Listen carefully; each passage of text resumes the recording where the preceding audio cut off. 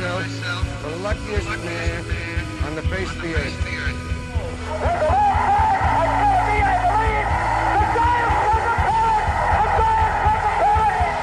Jeter ends his final game with a walk-off single. Here's the drive to left. That one is long gone.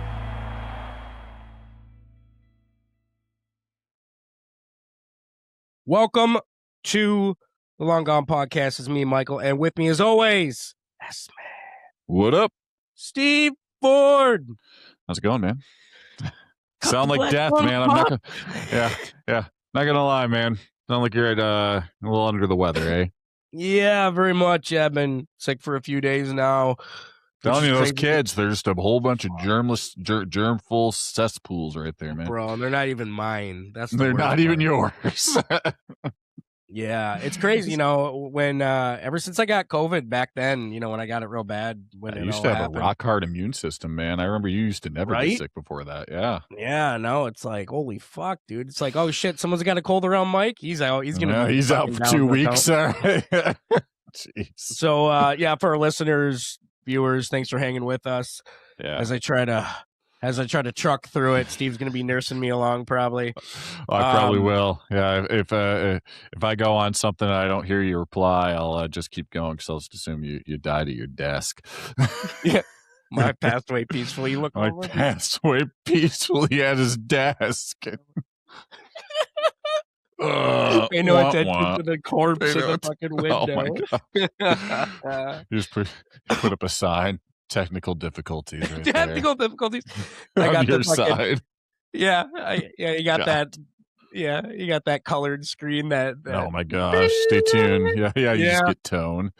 For those, so our people who listen to the show instead of watch it, they get to hear the song at the beginning. Yes. And the others, who are watching it, we don't do the song. But sometimes we'll talk about it. When I first saw this rundown, I thought it was going to be the Monkees. You went with All My. Is it after All My Loving? It is All My Loving with the Beatles. I thought it'd be fun since we're just wrapping up Valentine's Day to throw a little love in there. So I could have swore because it was like it has the pace, the way it's written in the rundown. It's like the season's here. Oh, dude. Is right. Dude, I should do that. You know what? I'm going to take those same lyrics and put it to "Hey, hey, we're the Monkees" on next week's show. All right, because it's always for those of people that don't know, when we're prepping for the show, usually the last thing I do is the song.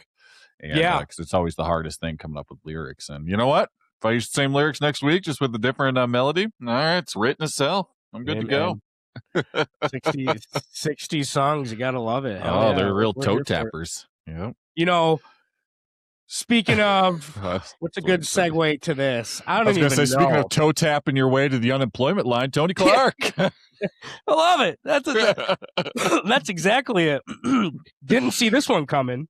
No. I mean, we broke it a little bit during last week's show, but we really didn't have any facts in place. No. It was just, I think, very fresh when we were recording. But now the facts are in place, and the fact is, got a real shifty bastard right here. Tony Clark's a creep. Yeah, dude. So he's out, effective immediately. I think he was getting ready to go to Cleveland or something to do his usual go around to every spring training location and pump up the talk about what's going on. And that effectively got canceled. He resigned, and we got to investigate. What do you have? Misuse of financial funds there. What does he have? Inappropriate relationship with his sister-in-law. I mean, there's all sorts of stuff for T. Clark here. Yeah, that was crazy. My dogs don't even like Tony Clark. No, they used to probably. But maybe. I don't even know how that happens. Like, okay, so not only you might be fucking up with funds, misappropriating funds, but at the same time, you're having an inappropriate relationship with your sister-in-law. Which that strikes on a whole new thing. It's kind of sad. I mean, because Tony Clark, he was, before all this went down, a lot of people thought, I mean, he was very 10 toes in the sand. You're not breaking me. You're not moving us from this spot. I mean, he was like kind of a very stern leader. And then suddenly you find out he's kind of a dirtbag, and you're like, oh my God, like what? This is at the worst time for the players. We're what, 10 months away from the collective bargaining agreement expiring, and now you have to put a new person in place to run the show here. It's going to happen at the worst possible time for the MLBPA. So, and this new guy they hired, I don't really know much about him. Bruce Meyer. I guess he ran the player negotiations during the 21-22 lockout, and so I guess that helps to have someone in place that knows the the negotiation side, has been in those trenches before. That I think is going to is going to help them on their end when it comes to bargaining for a new agreement here after the season. I mean, they definitely hired the right guy in terms of experience. He's an attorney, right? A long-time attorney. So that definitely helps them coming into the new bargaining agreement, because you're going to have a guy that understands they decided not to go with the former player. They're going to go with a guy that is basically just an attorney, a guy that is a courtroom star. So, I mean, I get it. I get the move. It's very smart. Very smart. Now, the problem with that is going to be, you say you get your new CBA, say it all goes well, blah, blah, blah, and you enter 2-3 years from now, he doesn't really understand players as much. Nope, he hasn't been in the locker rooms and all that.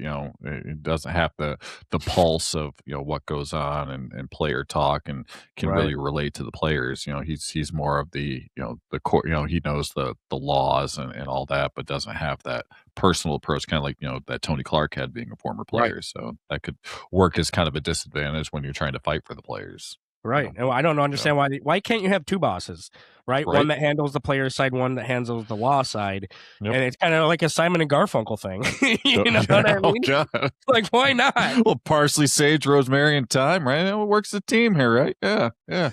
You take the high parts, I write the melodies, all right? Oh, that hurts. That's so good. That was a pull, man. That was a pull. That was good. Yeah, you went deep. That is pause. That's so Tony Clark's gonna be toe tapping his way to the unemployment line, dude, and potentially a divorce. Who knows at this point? I mean, that's a tough one. Keep it in the family, I guess. Silver lining, you kept it in the family. No. I mean, it counts in a weird way. Yeah, in a weird way. Yeah. I always wondered, people who become power hungry, because you see that with Urban Meyer when he went to Jacksonville. You've seen that through how many college coaches who come out in any sport where it's like, oh yeah, they were banging some graduate assistant or something, and it just, people get so power hungry sometimes where it's they makes him a different person, man.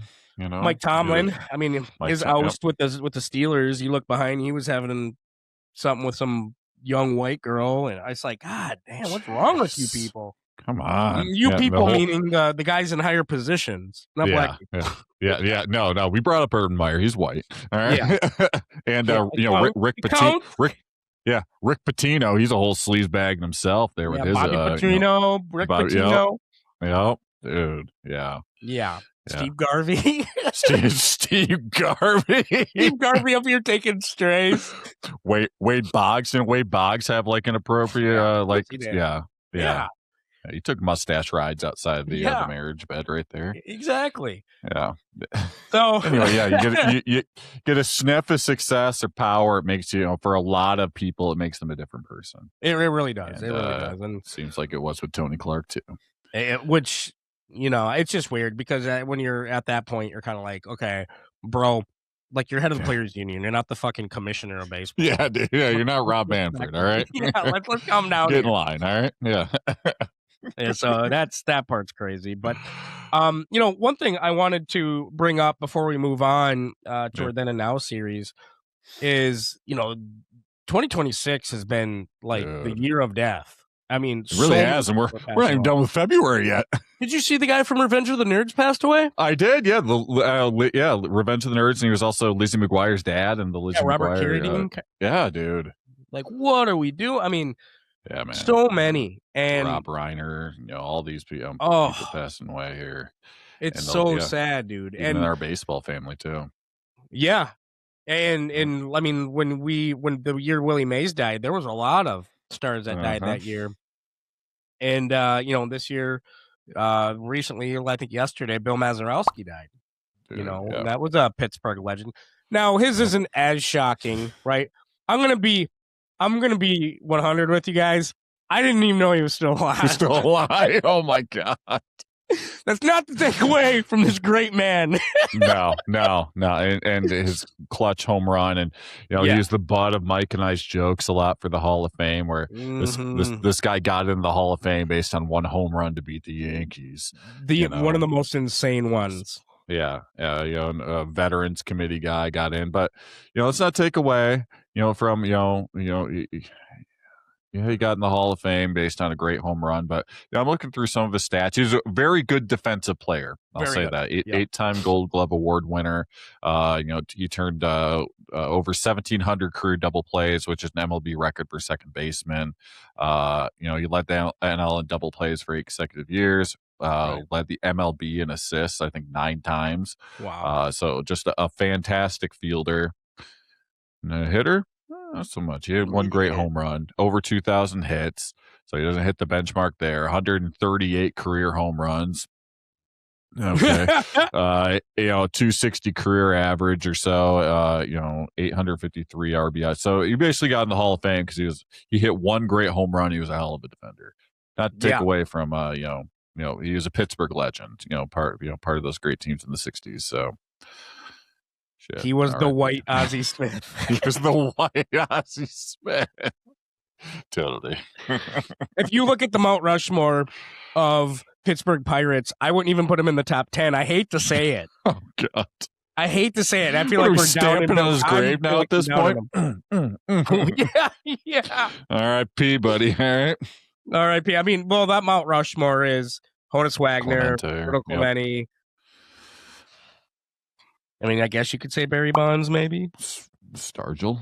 Right? Stargell. Yeah. Stargell. Archie Vaughn was up there. Mm-hmm. I mean, you had some like. You talk about the people are ready to put Paul Skeens on there after 2 seasons, right? Yeah. McCutcheon, Dave Parker, Andy Van Slyke. Yeah. And he's good. I'll put him over Bill Mazeroski. He just never had the moment like Bill. No, Bill came up 1960 against the Yankees, 1960, and the big home run catapulted them to a World Series victory. Yeah. Their first in centuries, decades. Yeah. It was great, and I mean, he passed away at 89 years old, right? He had a good run. He had a hell of a run.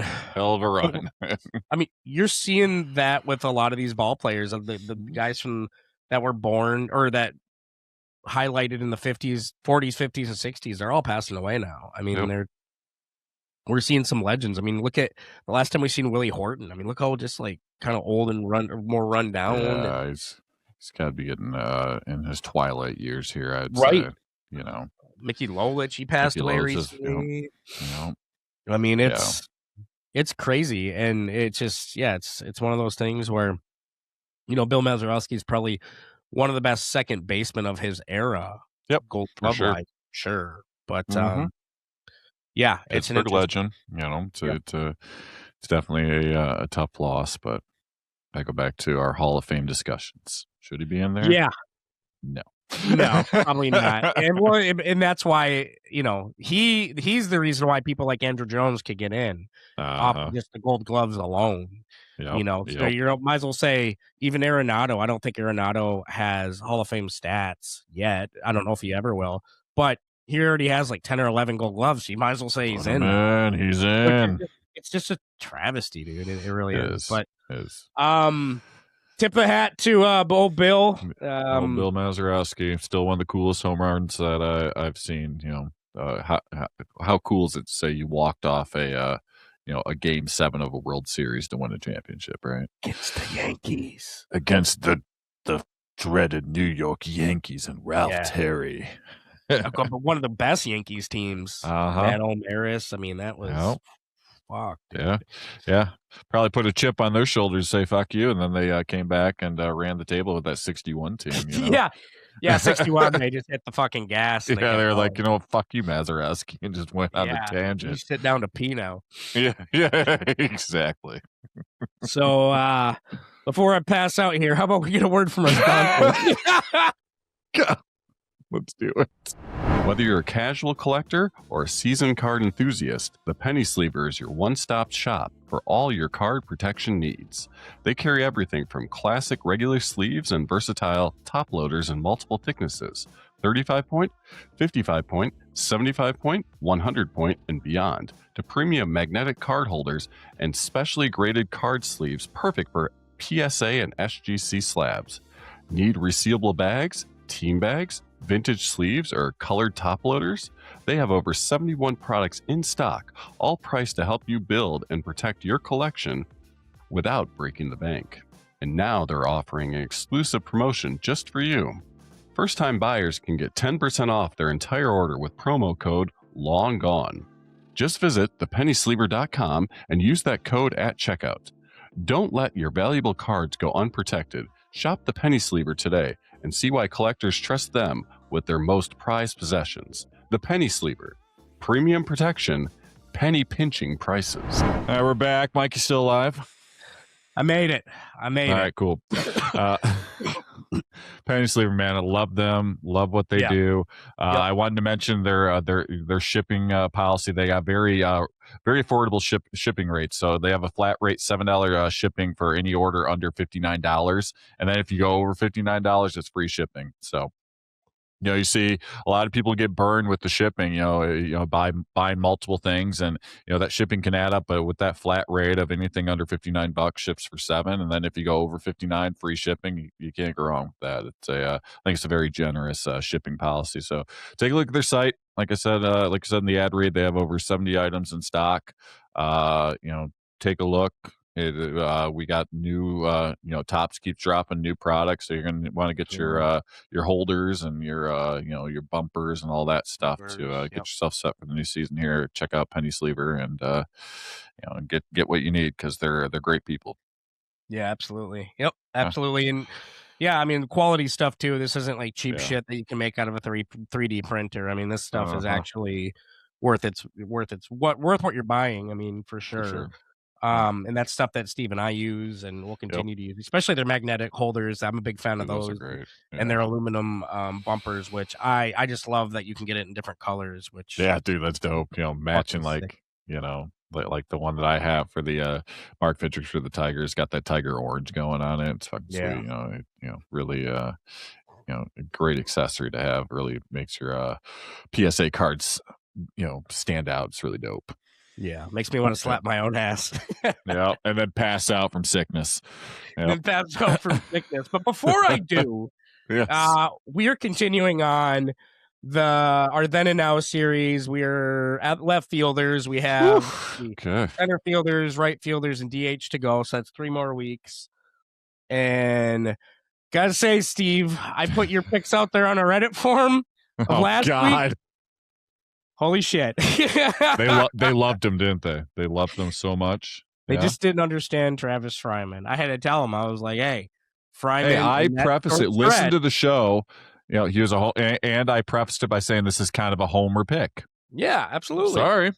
But remember that first season when he debuted, he was like, it was like Nick Kurtz was last year with Oakland. It was like, he was like, whoa, he took off. This guy's the future. Right? I mean, so if we're looking at a pure 90s perspective, what's that? Didn't quite work out the way they wanted it to in Detroit, but he had a lot of quality years to close out the 90s in Cleveland. Multiple-time All-Star. You know what? Reddit, kiss my hairy ass. All right, I'm standing by my Fryman pick. All right. Yeah, you're ready for some of these picks, though. I'm gonna love some of our picks here for left fielders. Yeah, left fielders pretty crazy. I mean, well, not over the top crazy. I think left fielders now are a little bit more crazy than then. Then is pretty clear cut for the most part. Yeah. There is a one I see, which I am surprised you went, and I can't wait to hear it. But Steve, start us off with your number 5 top left fielder of the 1990s. Who's your pick? So, I'm gonna go with a guy that had one fantastic season. Probably roided up at that point. Jury's still out on that, but has that roid cloud, and that's Brady Anderson there, the Baltimore Orioles. I put him in here. Like I said, he had one amazing season there in 1996 where he hit 50 home runs, became the 15th player in MLB history to achieve this feat, and also set a Orioles team record that held until Chris Davis surpassed it in 2013. He was a 3-time All-Star in the 90s. 210 home runs, 315 career stolen bases, a 362 on base percentage. The guy had, that speed and power combo, maybe a pinch of steroids in between. But the first player in Major League Baseball history to have a 50-plus homer season, a 50-plus stolen base season in separate seasons. Like I said, the 50 home runs in 96, 53 stolen bases in 92. 92, his first season as a full-time player, he became the first player in American League history to reach 20 home runs, 50 steals, and 75 RBIs in a single season. And he also set an American League record with 34 consecutive stolen bases in 1995. So obviously, get on base, steal bases, had the power. He was, also fantastic in the field as well. He didn't spend his whole career there in left, kind of bounced around the outfield a bit, but had a perfect fielding percentage of 1,000 among AL left fielders in 94. And just was a strong defensive player overall in his time in the 90s. That's why I have Brady Anderson in at number 5. I love Brady Anderson. I thought Brady Anderson was a very competent player in the 80s and 90s for sure. I mean, you look at that string. I mean, the Mark Kotze's, Darren Erstad's, Brady Anderson's. I know I'm missing a couple other guys. I mean, there were. I think if you look at future Detroit Tiger Max Clark, I think he profiles very much like a Brady Anderson. Yeah. He used to calm that ego down, though, man. I'm telling you. Yeah. Guy's pretty. Who Max Clark's favorite person is? Who? Max Clark. Oh yeah. Max Clark. Guy loves himself very much. He loves Max Clark. He loves Jesus second, Max Clark first. Max Clark first. Yep, exactly. But continuing on with my 90s left fielder, number 5 for me is a guy that got Steve Bartman in trouble for bitching too much. Moises Alou. Oh, great pick. Yeah, man. That's a deep pull. Moises Alou, everybody remembers in left field. He went for that seemingly foul ball hit and was ready to grab it, and Steve Bartman, even though there was other fans right there doing the same thing, Bartman got in trouble. Moises was bitching at him, and Steve Bartman basically never lived the same life again. I actually blame Moises Alou a lot for jumping that up, because when Moises Alou, and this has nothing to do with his 90s run, when Moises Alou, remember when the ball got knocked out of his glove and everybody was bitching at Steve Bartman? Moises Alou was in the outfield what are you doing? Like, he was bitching at him too. So, yeah, that sucked. But Moises Alou very much had a great career. Started out Pittsburgh, Montreal in the 90s. Started out in 1990. And he comes from a big baseball family. Yeah. Felipe Alou, I think, is his dad. I mean, Moises Alou is one of the best at that time. I mean, in the 90s, he was always in all-star consideration. He was an MVP consideration in the late 90s. Dark horse, I think his best season was in 1998, where he hit 312 with 124 ribs off 182 hits. I mean, 981 OPS, great season from him for sure. But Moises Alou, for me, I had to put him on this list. Comes in at number 5 for best left fielder of the 90s. Yeah, it makes sense. Yeah, I agree. I love Moises Alou, and the way he went after Bartman, though, I swear, if he had a knife, he might have stabbed him after that. Yeah, nobody brings up his reaction. It was like, dude, you amped up the crowd so much. He did. He slammed his glove down, pointing. He was so pissed, dude. He was pissed. Yeah. Number 4 for me, I went with one of my favorite players from the 90s. It would be Ron Gant. Time with the Braves, Phillies. Looking at his time in the 90s, had 236 home runs, 714 RBIs in the 90s, and 188 total stolen bases. In the decade of the 90s, he sit very solid, or right around a 265 average. He was a 2-time All-Star in 90 and 91, and did win a Silver Slugger Award in 93. His peak years really were in those early 90s there, between 90 and 93. In 1990, he became a member of the 30-30 club at the ripe young age of 25. power kind of went down a little bit as the decade went on, but early on he was just known for his power and speed. I mean, he was a base stealing threat, regularly getting 25 plus steals a season. Later half of the decade the speed kind of went down, but just a great part of that that Braves team, and in those early 90s started making those World Series runs. So Ron Gant, he comes in for me at number 4. Yeah, it's a good pick. And when you're thinking 90s left fielders, Ron Gant's got to be in consideration. I took Ron Gant as well. I thought his best years were for sure Atlanta and St. Louis. Absolutely. Let me tell you a little trade that went wrong many years ago. Oh, little Mikey thought that Ron Gant was better than Andrew Jones at the time, right? And oh boy. Yeah, this was his coming off his years in Atlanta. He was in St. Louis. I'm like, Andrew Jones is the next Willie Mays, right? So I traded away Andrew Jones, kept Ron Gant. I traded him for, I think it was a Topps 91 Gant. And solid. Okay. Yeah, I think he was like, I think it was one of the ones where he was posing. And I was like, I thought Gant, I was like, no, man, Gant is turning it around in St. Louis. He's going to reclaim those years. And you know what, Steve? It never happened. It never happened. Damn you, Gant. You burned me. Dude, you son of a bitch. Yeah, Gant was an incredible, but he was great in the early 90s, kind of harking off what Steve said. 216 doubles in the 90s, which is pretty good. Struck out a lot, though. Struck out almost 1,000 times in the 90s. Yeah, absolutely. But Ron Gant was... with him, it was about staying healthy. I mean, if he could have stayed healthy like he did early in his career, I think he could have did a lot more, but I don't know.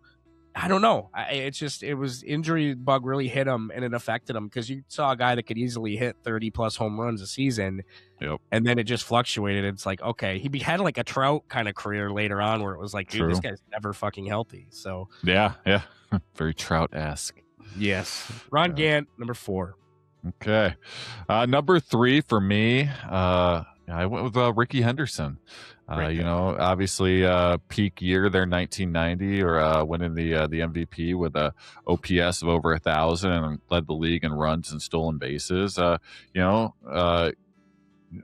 Ricky Henderson, he just kept powering on. I mean, it's a guy who played well into his 40s. During the 90s, he had over 1,100 hits in the 90s, 264 batting average for the decade, 120 home runs, 428 runs batted in.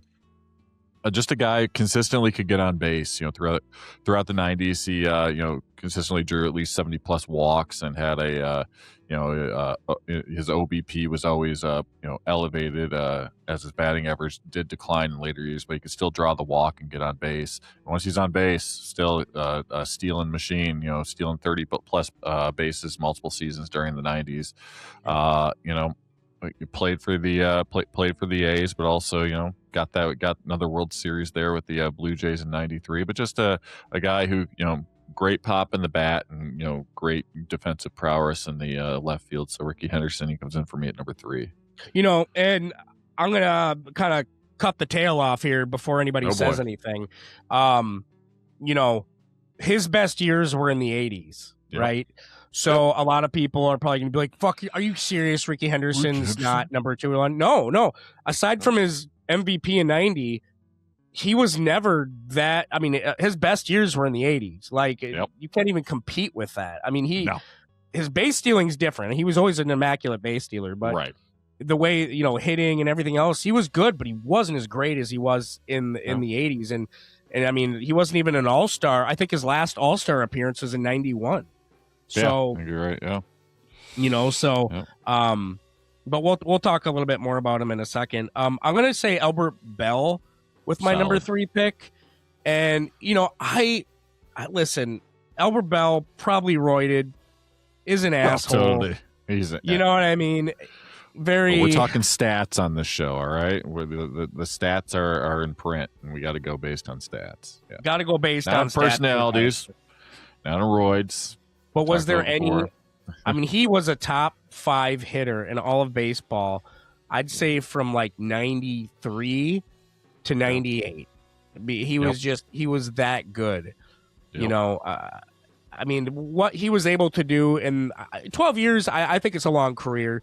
But considering other players, you're like, well, that's maybe not as long. I think he had, his best year, and I think was in 95, 126 ribs, 50 home runs, his first 50 home run season, a 690 slugging percentage. And I'm naming stuff here, 52 doubles too. Very Jose Ramirez-esque with that, because he wasn't like a liability. He wasn't like this base stealer, but he wasn't also like this huge liability on the bases. But he's a guy, he was like an extra base machine. And I kind of look at that like Jose Ramirez is a lot like that, who played for the same team, plays for the same team. So a guy that constantly was over 900 in OPS. Kind of going off some of his earlier stuff here. In the 90s, he had 350 home runs, 1,099 ribs, 299 average. I mean, when you think of best players of the 90s, he's got to be on everybody's list. So Albert Bell for me definitely comes in at number 3.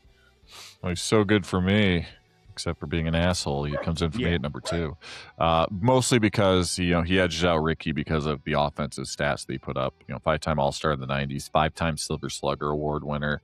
Led the league in home runs there in 95, AL RBI leader, multiple times. 95, only player ever to hit 50-plus home runs and 50-plus doubles in one season. Like you said, Mike, that 93 to 98, stretch was just dominant. Regularly hitting over 40 home runs, 130-plus RBIs, but still maintaining a high batting average. Little fact on him here: he was the first player to break a $10 million annual salary barrier when he signed with the White Sox in '97. So, how about that? There you go. We've come a long way from that. His stolen bases did go down some as the decade progressed, but just a mammoth hitter who most likely roided. But still, nonetheless, Albert Bell, he comes in for me at number 2. I was watching the game where he put those, where he had his loaded bat. Super Bowls. Yeah, those Super Bowls flying over the infield. I mean, he even knew it. At first, he was like, "What?" I was like, "Dude, that's so funny." Like, I was watching with my dad, and we both were just laughing how fucking hilarious that was. Like Sammy Sosa with his cork bat. Yes. He was all surprised about it. Oh, I used that one in batting practice to give the fans a show. Yeah. Whatever you say, Sammy. All right. Sure. Sure. My number 2, Ricky Henderson. Like I said, his best years were in the 80s. Yep. The 90s were really good for him as well. But I just feel like a lot of people surpassed him in terms of just the kind of style the game was going, right? Your leadoff hitters were looking a little different. Everything was a little bit more different in terms of the way the game was played, where you put him in the lineup. And Ricky Henderson was always a great player. But I feel like the 90s, there were other people that kind of surpassed him. That's not the takeaway. He's on this list because he was still one of the greats. So for me, number 2. Yep. Okay. And number 1, I think we both agree on this one, would be a guy, again, roided up, but not in the 90s, we don't think, right? Maybe not. At least, in the 90s were kind of, peak years before he got all big-headed and stuff. That'd be Barry Bonds. Barry Bonds in the 90s, won an MVP in '93. I think that was his first year with the Giants.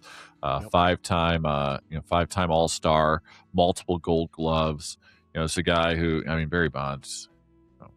If he didn't take steroids, he'd already be in the Hall of Fame. We look at pre-steroid Bonds and post-steroid Bonds, and Mike and I talked about it before. We think pre-steroid Bonds would be still a Hall of Famer. It's a guy who, in the 90s, they averaged about 36 home runs a season, and also averaged close to 40 stolen bases a season by also batting close to 300 and drawing walks. The guy had over 1,100 walks in the 90s, so very patient hitter. Great eye at the plate, could do it defensively and could do it offensively. And I'm sure, Michael has some, his thoughts on Bonds too, but Barry Bonds comes in for me at number 1. Yeah, same thing. Just echoing off of what you said. I think his best attribute, my opinion, was his bat speed. I thought he had incredible bat speed and probably some of the best bat speed of all time. Even to this day, I don't think I've seen anybody with just the kind of speed he had. And it's a guy I don't think needed the roids. It's a guy that he totally changed his game from being kind of a 5-tool player to being very like 2-3 tooly. focused more on hitting. At that time, players are getting bigger contracts. He wanted to cash in. Yep. And I we mentioned this in last week's show too, and it's with the McGuire and Sosa thing. He wanted to cash in like they were. Yep. And when he started juicing, that's because it was for money. I mean, it was definitely for money. And do you blame him? Yeah. I mean, I think he ruined a lot of things in baseball, and it's sad too because when he played before we even knew about what juicing was with these guys. He was. I mean, you look at him. It was just he was just the best player ever of all time. Maybe. Yeah, dude. And he just phenomenal talent. Phenomenal talent. I mean, especially in the '90s, he just had everything about him. I mean, he was. We had Ken Griffey in the AL, and then you had Barry Bonds in the NL. It was fucking a great time in baseball. Yeah, and it's just it ended up getting ruined, unfortunately. Son of a bitch. Anyway, Bonds number 1. Congratulations, Bonds number buddy. 1. So let's move from the then to the now as we start taking a look at our top left fielders now and kicking things off. It's a guy from our team, the Detroit Tigers. I went with Riley Green coming in here at number 5 for me. Kind of put on some weight to get that power, Mike. You and I both noticed it right off the bat. We're like, is this jersey looking a little tighter? Is he looking a little chunkier? Yeah, I did. I was opening day. I think it was like the home opener. I was like, is he fat? What's going on? Anyway, he did have a breakout season last year. Was it 36 home runs, 111 RBIs? Average went down though. Riley Green's always been a very patient. At least the first few years in the league, he traded his patience and eye for power. Batting average went down to 258. OPS was over 800, which is so 2025 was his best season yet.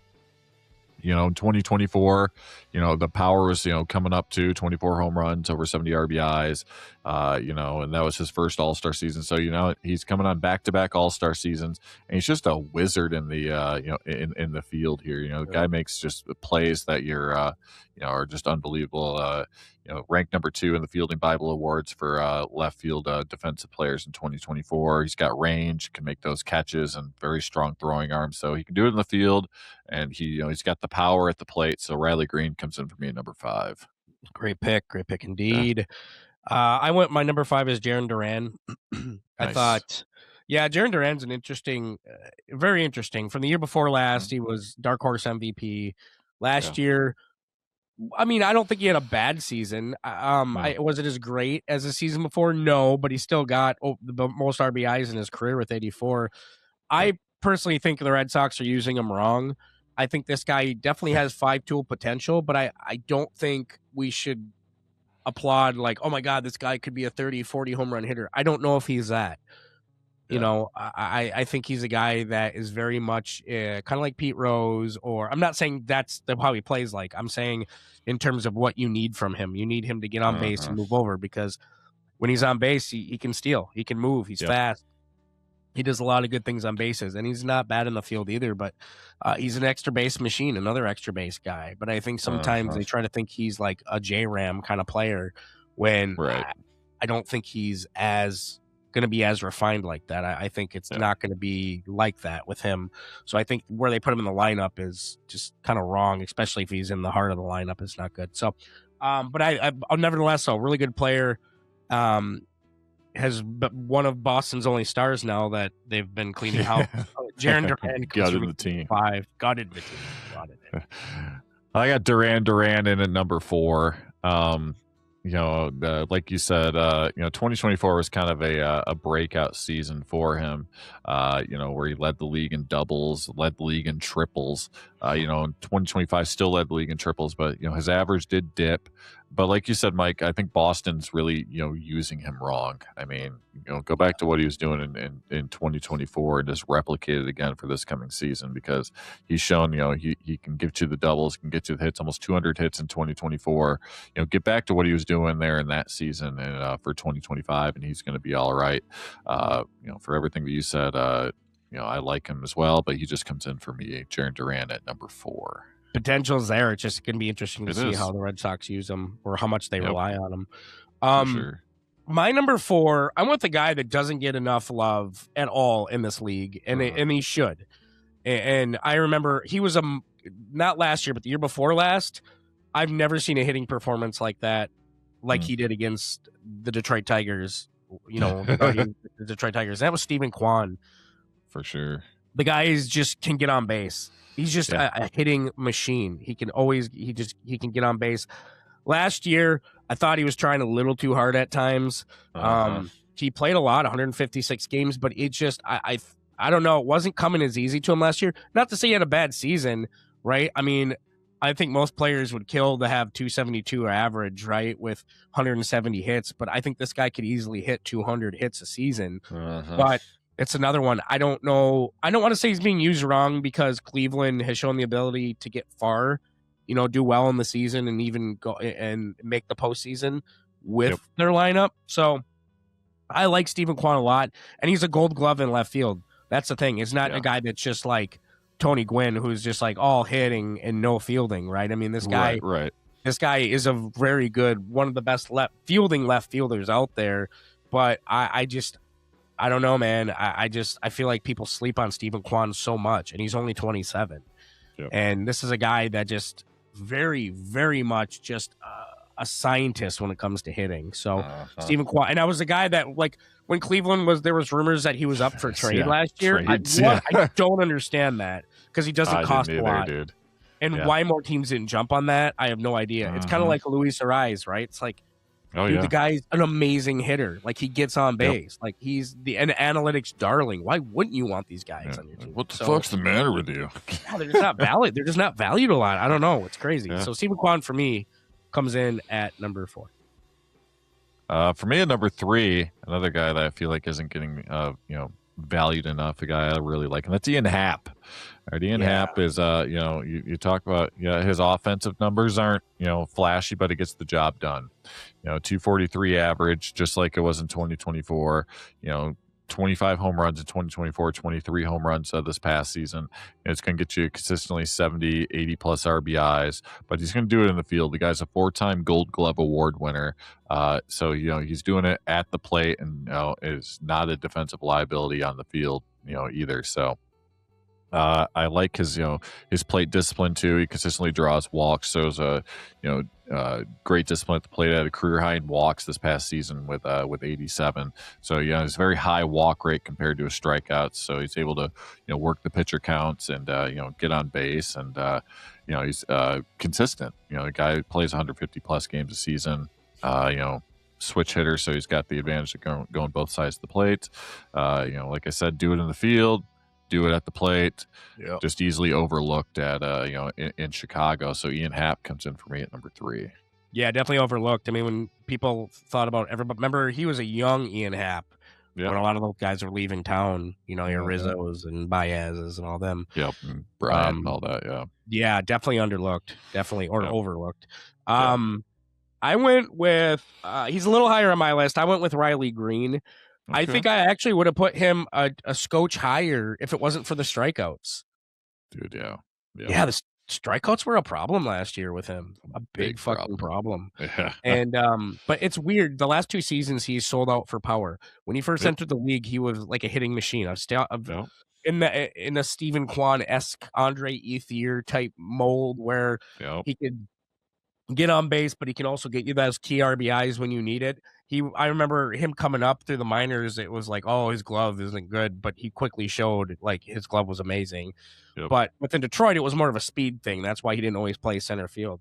So they moved him over to left, between right and left, or in that realm. And he's done very good, but he doubled down on the power. Now it's like, okay, let's get those power numbers up, which lead to over 30 home runs. And he wants 100 ribs a year. That's the kind of guy that he's turning into. I don't hate it. I just don't know if that is sustainable, right? And that's what I'm interested to see with Riley Green is this approach that he's taken sustainable. So we'll see. So for that, I'm interested to see. It's like a guy that it's kind of like when Blake Griffin, right? Blake Griffin was like a powerhouse dunker, amazing. Came to the Pistons, he had to reinvent his game. To me, I think that was so underlooked that I thought that was so cool. Like how he invented. I think he has his best season with the Pistons. That one season where he tweaked his game and pretty much willed them to the playoffs on one leg. And nobody talks about it. And nobody talked about it. Good. And so I'm seeing this with Riley on that, where it was like, okay, yeah, me getting on base, blah blah blah blah blah. Now I'm going to show you the power. I'm going to come this way with my game because I'm channeling a different aspect of my game. So for that reason, though, I'm going to keep him at number 3 for me. Okay. See how fat he gets this season. Yeah, no shit. That. Oh, God. Starts eating nachos and going for a foul ball in left field. That'd be wild. Right. Number 2 for me, I talk about small sample size, but I like what I see, and that's James Woods here for the Washington Nationals. He's coming off his first All-Star season at the ripe old age of 22. He's 23 now. This guy's got superstar potential. Again, going back to Riley Green, I harken back. He's got to come back on the fucking strikeouts, though. The guy led the league in strikeouts with 221. This guy's going for records. Shit. He really has 256 average, but he's got the power. He's got 31 home runs, 94 RBIs this past year, 221 strikeouts, and 598 plate appearances. Cut back on the strikeouts, James. All right, but still 153 hits on the year. He's got the pop. Give you the doubles. 38 doubles this past year. I think it's going to be the first of many all-star appearances for this guy, but he's also got a cannon for an arm. Can stop the extra base hits, and he's a threat to throw runners out when the ball gets hit to him. So he can do it in the field. Cannon, good arm. Just cut back on the fucking strikeouts, dude, and you'll be golden for me. And so because of that, James Woods, he comes in for me at number 2. Yeah, number 2 for me is James Wood as well. Nice. If there was an award for best sleeper pick in the fantasy baseball draft, it would go to you for taking him. Yeah, dude, I thought that was such a good fucking pick. When you picked him, that was a late rounder. I was like, I was really hoping nobody was going to draft him, and I think you drafted him, right? I did. Yeah, I think you drafted him. It wasn't a pickup on the pool because I was like, man, I really could use him. Because I thought James Wood, I thought he'd have busted out 2 more years down the line. I didn't think it would bust out this soon. Mm-hmm. And you fucking nailed that pick. And I don't know if you knew this, but all season, I fucking hated you. No. All season, I tried to think of a way to trade for him. But I didn't have the team, and I knew this was a guy that gave you good spark, especially when he played 157 games. He was consistently in the lineup. Yep. So that was to me. Is that right up there with when you picked up Nick Kurtz and then you're like, this guy sucks, and you kicked him to the curb, and then that was probably the biggest bonehead move. I can't remember if I drafted him or picked him up, but I was like, I got. He's not doing it. Yeah, he's gonna go down the minors, and then we'll see him next season. But no, and of course he turns around. But that James Wood pick was phenomenal, nice. And I very much James Wood reminds me of a young Dave Winfield.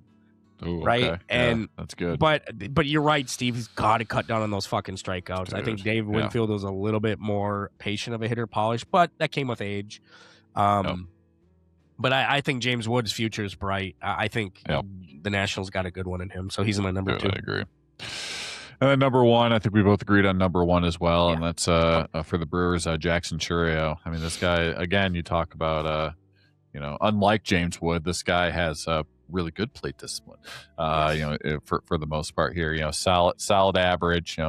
Career batting average 272, great on base percentage, an OPS of 780 in his career. A guy his rookie season in 2024 became the youngest player in MLB history to achieve a 2020 season with 20 home runs, 20 plus stolen bases. Physical attributes, 6 foot 204, great frame that can he can drive the ball.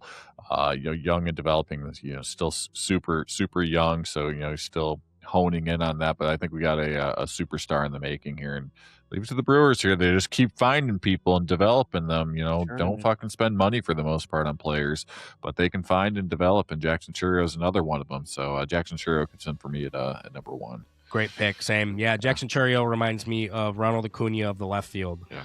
And, this is you and I have loved Jackson Chourio from the moment he showcased in a Brewers uniform. And here, I want to get your thought on this. The Milwaukee Brewers, nobody's mad that they didn't spend in free agency because they love their young core. Bryce Terang, right? Yep. They got Sal Frelick. They got Blake Mitchell, Garrett Mitchell. They got, this guy, the Miz, all this, right? People are mad at the Tigers, who are literally doing the same thing the Brewers are doing. Yeah. And they have shown the ability to go in the playoffs, but more people are mad that the Tigers aren't spending. Why do you think that is? Because they literally have the same strategy. Like, it's all about the young guys. But why are more people mad about the Tigers instead of the Brewers? Probably because the Brewers are winning their fucking division, all right? Great. And it's I don't know, it's Milwaukee.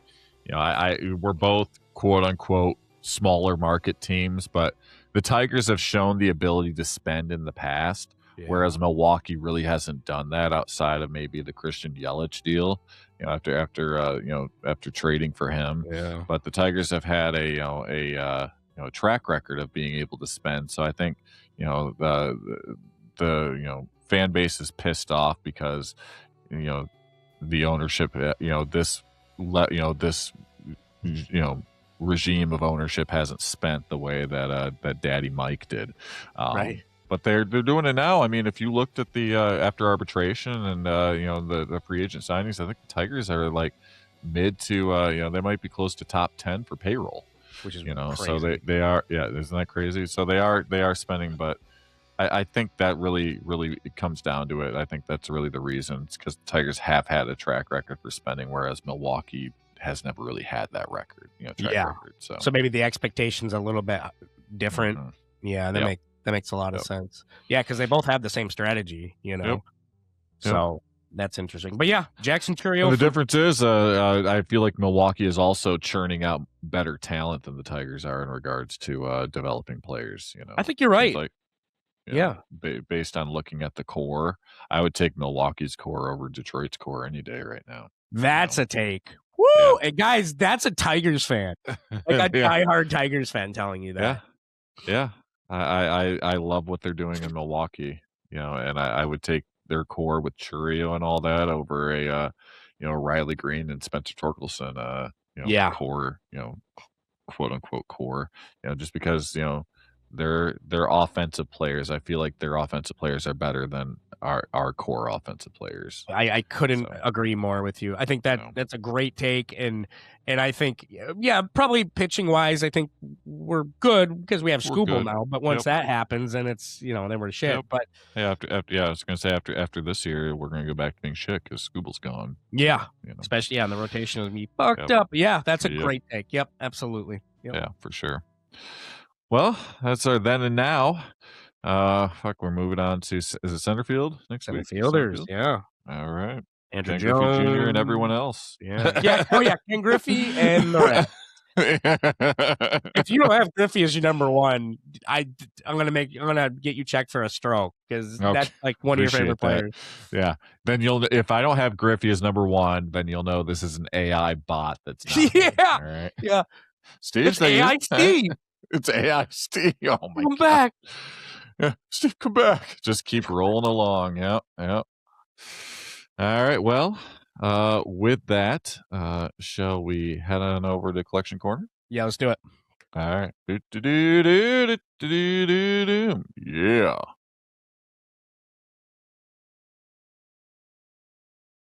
Ready to ride the next big hobby wave? Market Movers puts the entire sports card and TCG market right in your hands.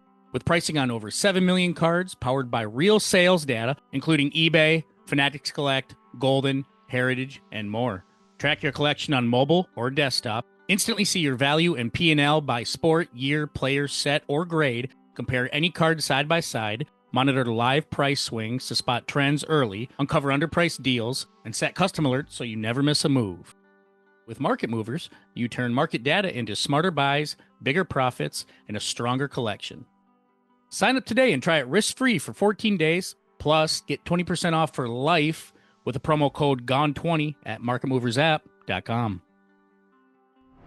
Oh, Mike, I think you should be able to get mine. I was taking a look at Market Movers here. Okay. And the latest cards. Again, I fucking love Market Movers. I was looking at my collection. It's even gone up in value since the last time I looked at it. So that doesn't get you rock hard. I don't know what does. I'm hard thinking about it. My collection. So look at this guy.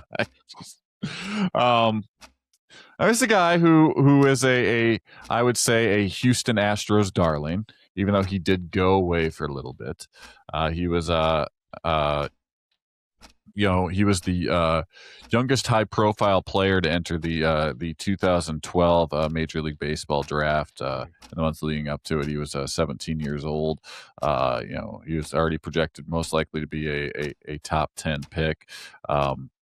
His stock really, started to rise a little bit as leading up to the draft, and the Astros, took a flyer on him and selected him first overall, because they were that rock hard for this guy in the 2012 draft.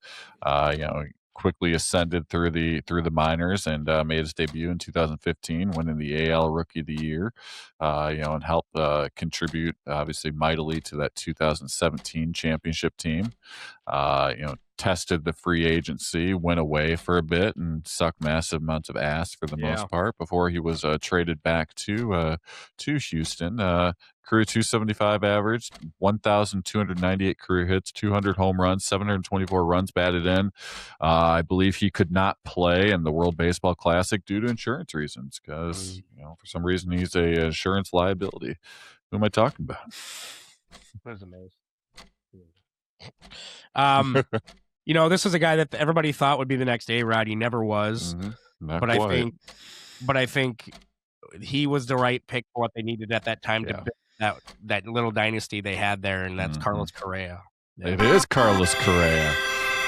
And the card I went with is his 2015 Topps Update, which is going for only about $1.99 right now. It's down about 64.3%. Kind of looking at past sales, been kind of a roller coaster the last 30 days. Did peak up there in value some, but has gone back down to about $1.99 right now. So 30-day average of about $3.70, but right now about $1.99. Love it. Yeah. Love it. Mine you'll totally get. Okay. No doubt in my mind. This guy is the son of a former preacher man. He was the son of a preacher man.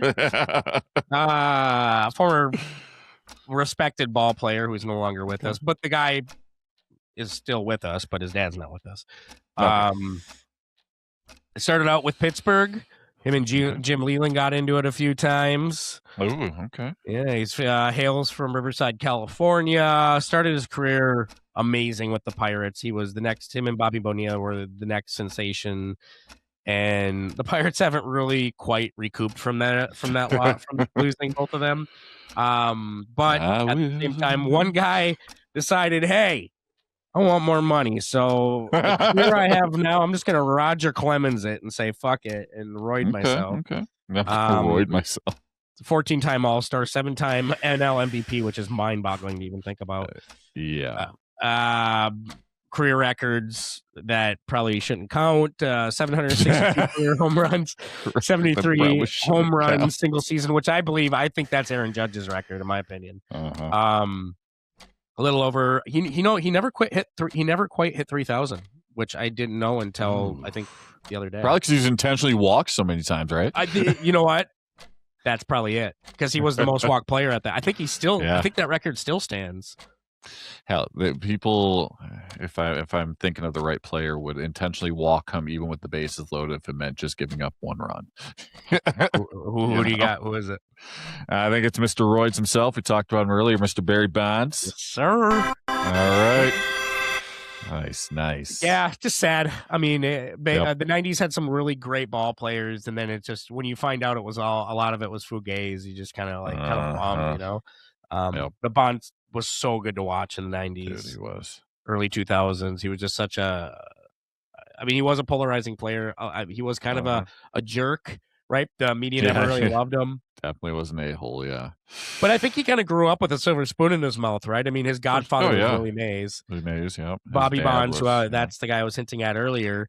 I mean, he was loved in San Francisco. Mm-hmm. So I think Barry Bonds was just groomed to be a ball player, you know? Yeah, for sure. So I went to Market Movers, and I have this card, but it's not worth that much because it's not graded.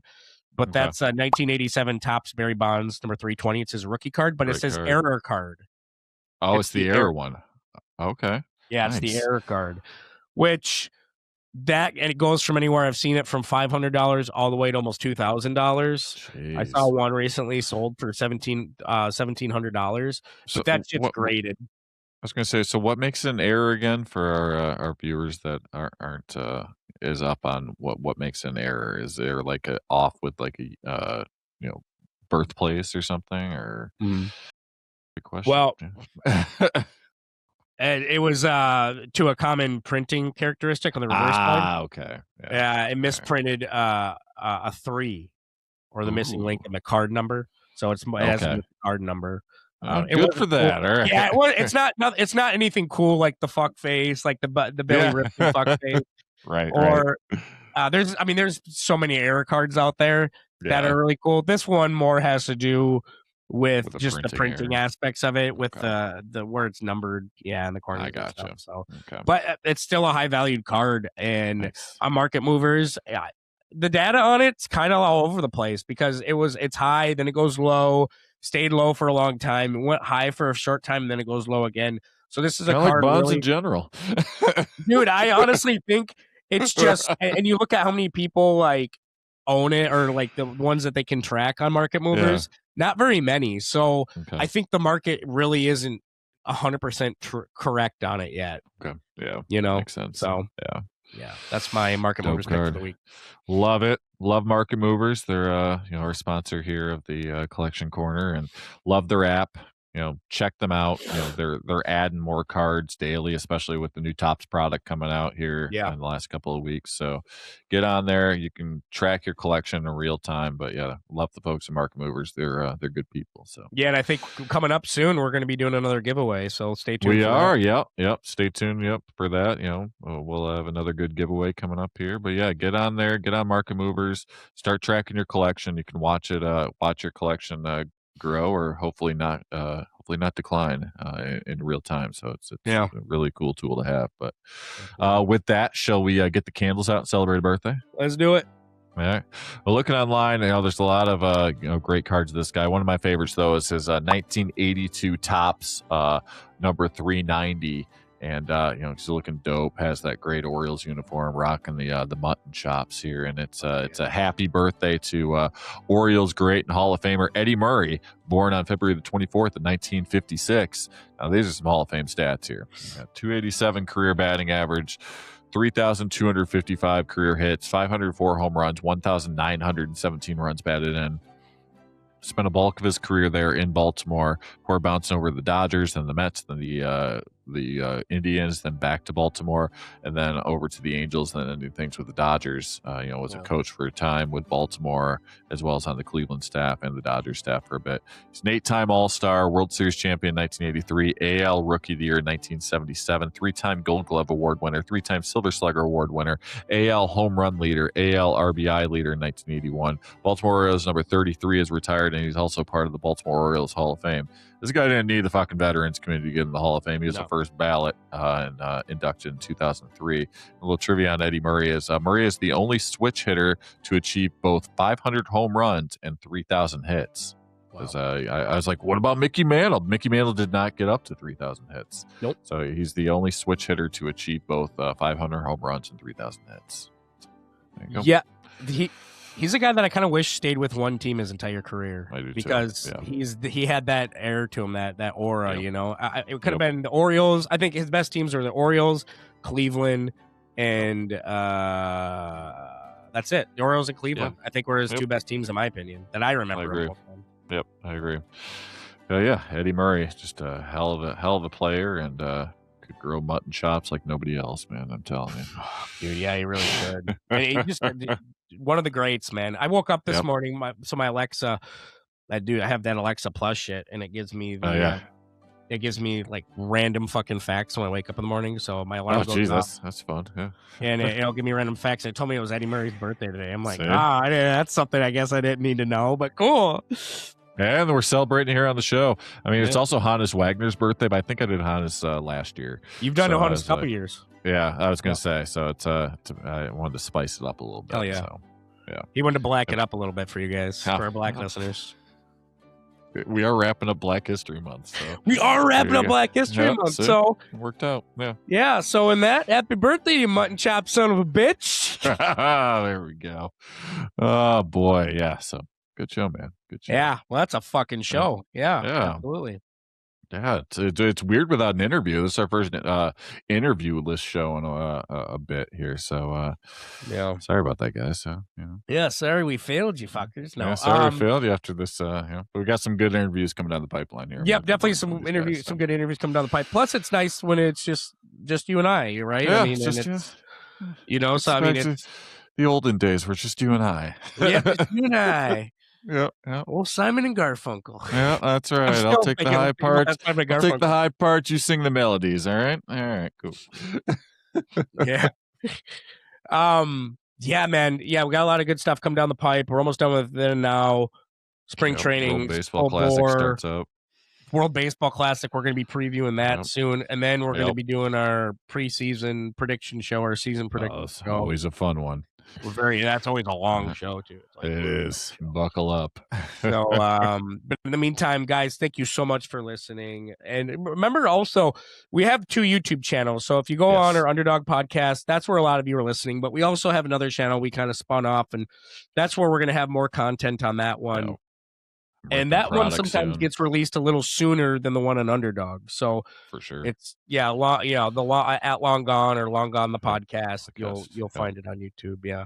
So check it out. We're slowly growing it, but if you can go over, we'll have definitely more content. Like Mike did the the unveiling of the Penny Sleever stuff. You did the Mickey Lolich thing. I think I'm going to be cracking some product here in the next week or so, some top stuff. Do a break of some of that stuff. So check it out. You get more definitely behind the scenes content on there, which we'll keep coming up with more ideas. But love that you're listening on Underdog. That's great.